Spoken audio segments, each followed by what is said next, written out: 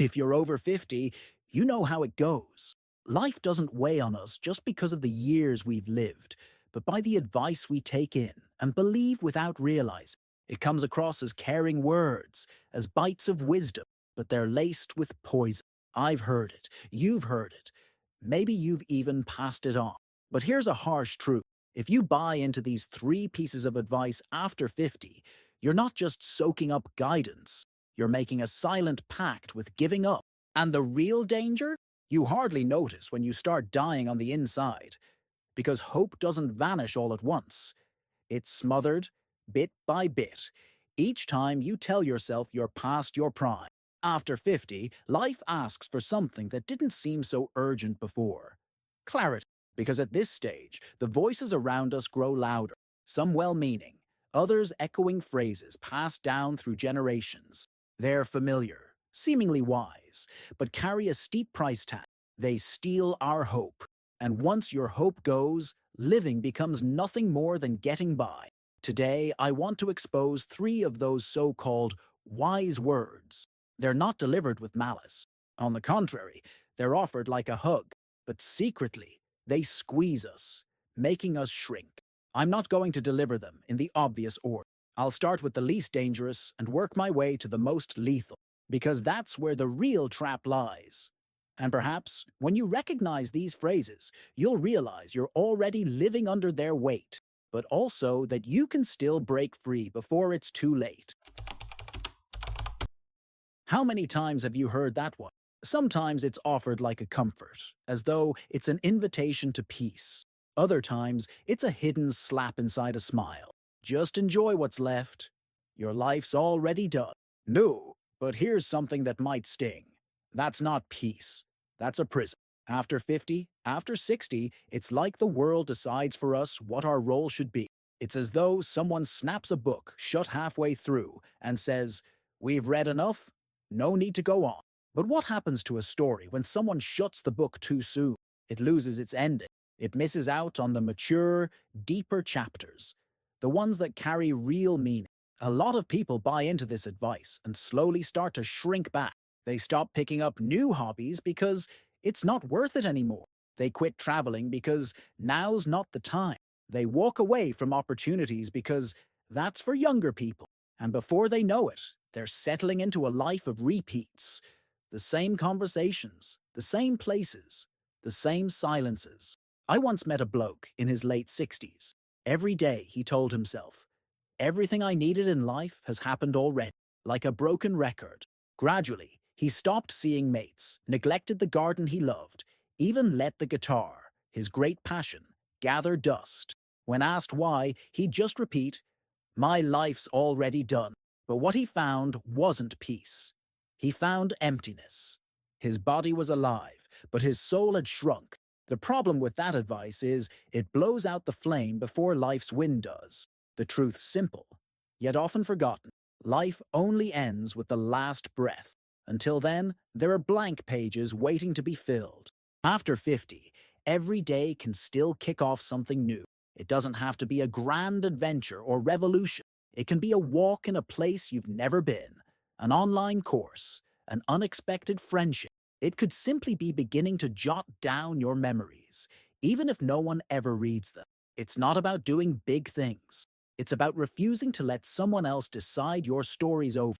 If you believe your life's already done, you condemn yourself to live in the past. But if you dare to believe something's still possible, you open the door to surprise, to renewal, to that little spark that can change everything. This advice? It's poison. It steals curiosity, suffocates hope, convinces you that nothing new can bloom. But you and I both know, even the oldest tree can bear fruit when its season comes. And the human heart's no different. That's why I'm telling you, never accept that advice. It's not an invitation to peace. It's an invitation to forget yourself. How many times have you heard someone say that? Sometimes it comes from a place of care. It's better to be realistic now. Other times, it lands like judgment. Dreaming at your age is nonsense. But think about it. What is life without dreams? It's just survival. You wake up, eat, breathe, but that spark that gives your days meaning, gone. After 50, many start to believe that dreaming is a waste of time, that dreams are for the young, for those who haven't been bruised by life yet. But the truth is, dreaming isn't a privilege of youth. It's food for the soul, no matter your age. When someone tells you to let go of your dreams, they're really asking you to switch off the last flame still burning inside. It's like asking a bird to clip its own wings and settle for walking. Sure, you can still move, but you'll never feel the wind of freedom again. I remember a 72-year-old woman I met during a group talk. I asked her what her biggest wish was. She smiled shyly and said, "Oh, at this age, it's not about wishes anymore, just memories." But when we gently pressed, she admitted she'd always wanted to learn to dance. A dream tucked away since she was a girl. Why hadn't she started? Because everyone around her said, "Be realistic. That's for young people." One day, she chose to ignore that advice. She enrolled in a beginner dance class. At first, she felt silly. She messed up the steps, forgot the music, tripped over her own feet. But after a few months, her whole life had shifted. She didn't become a professional dancer, but she rediscovered a joy she thought was lost forever. That's what dreams do. They don't need to be big. They don't need to impress anyone. They just need to be yours. Even a small dream can reignite your whole life. Maybe it's learning a new language, planting a veggie patch, writing down your memories, or planning a short trip to a place you've always wanted to see. Each dream is a quiet reminder.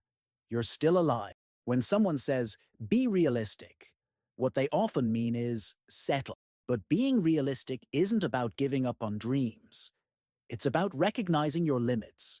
Yes, but using the wisdom of your age to dream more honestly, because dreams don't have expiry dates. There's no invisible stamp that ends at 50, 60, or 70. What exists are voices, out there and within us, trying to convince us it's not worth it anymore. But I'm telling you, it is. Every small step, every new attempt, every flutter of hope. Dreams are what keep the breath of hope alive inside us. Don't believe the advice that kills your ability to dream, because without dreams, the heart grows old too soon. But with them, even wrinkles shine with light. This is the cruelest advice of all, not because it shouts, but because it whispers. It doesn't show up violently. It arrives slowly, like a quiet voice you repeat to yourself without even noticing. "It's too late for me to change now." How many times have you thought that? How many times have you looked at a new path and said, "That's not for me anymore"? This advice, more than any other, kills before death ever comes. It doesn't kill the body. It kills the mind, the soul, the possibility of a new beginning. When we believe it's too late to change, what we're really doing is signing a quiet sentence of stagnation. It's like telling an old tree it can no longer bloom. But who are we to place limits on life cycles? A tree will bloom as long as it has roots, and you will bloom as long as you have breath. I remember a story about a man named Francisco. He decided to go back to uni at 65. Everyone around him called it madness. "What's the point of a degree at your age?" they asked. And his answer stuck with me forever. "It's not about the degree. It's about proving to myself that I can still change." He graduated at 69. But more than that, he finished with a sparkle in his eyes. What he gained wasn't just a piece of paper. It was victory over that cursed phrase, "You're too old." Change doesn't mean becoming someone else. It doesn't mean denying who you've been. Change is about refusing to be imprisoned by the past. Maybe the change you need is small. Learning to say no, starting a daily walk, changing the way you talk to yourself. Or maybe it's something bigger. Moving towns, switching careers, rethinking how you see love. What matters isn't the size of the change. It's believing it's still possible. Because deep down, age isn't what holds us back. What holds us back is believing we can't anymore. Science backs this up. People who allow themselves to start again, even after 60, live longer, live better, and carry fewer regrets. The brain can still learn. The heart can still fall in love. Life can still surprise you. Accepting the advice, "You're too old to change," is giving up before your time. It's letting life shut a door that was still slightly open. But rejecting that advice is choosing freedom. It's saying, if I'm still breathing, I still can. There's no such thing as too late to change. There's only now. And now always arrives right on time. Did you notice something these three pieces of advice all have in common? They sound harmless, but they steal hope. When someone tells you your life is already done, what they're really saying is, stop writing your story. When someone tells you to stop dreaming, they're really saying, extinguish the last spark inside you. And when someone insists you're too old to change, they're really saying, accept the cage, even though the door's still open. These bits of advice aren't protection. They're stones, laid one by one, over the flame of a candle. The flame stays lit, but it struggles, it dims, until eventually it goes out.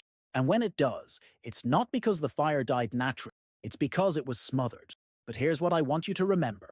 It's still possible to remove those stones.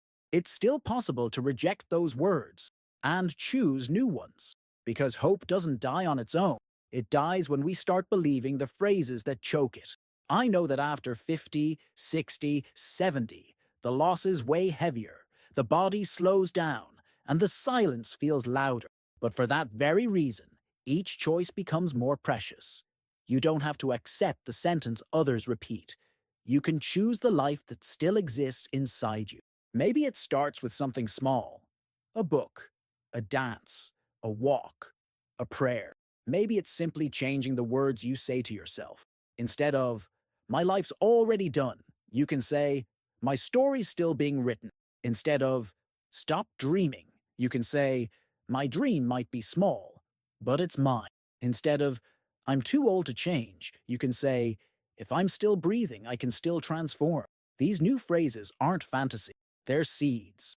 And seeds grow, even in old soil, even in weathered ground. Because living with purpose after 50 isn't about denying the past. It's about choosing to live the time that's left with clarity, with a steady flame, with hope standing tall. Don't let advice dressed up as wisdom dim your light. You still have pages to write, dreams to nurture, and changes to embrace. And above all, you still have time to live fully. Now, I want to hear from you. Which of these three pieces of advice have you heard the most in your life? Drop it in the comments, because your story might help someone else who's hearing these words right now and might be quietly believing them. And if this message spoke to your heart, hit that subscribe button. This space is different. Here, we don't repeat advice that drains the soul. Here, we remind each other that after 50, there's still time to begin again, to dream, to grow. Because the purpose of life doesn't fade with age. It renews itself in every day you choose not to give up on yourself.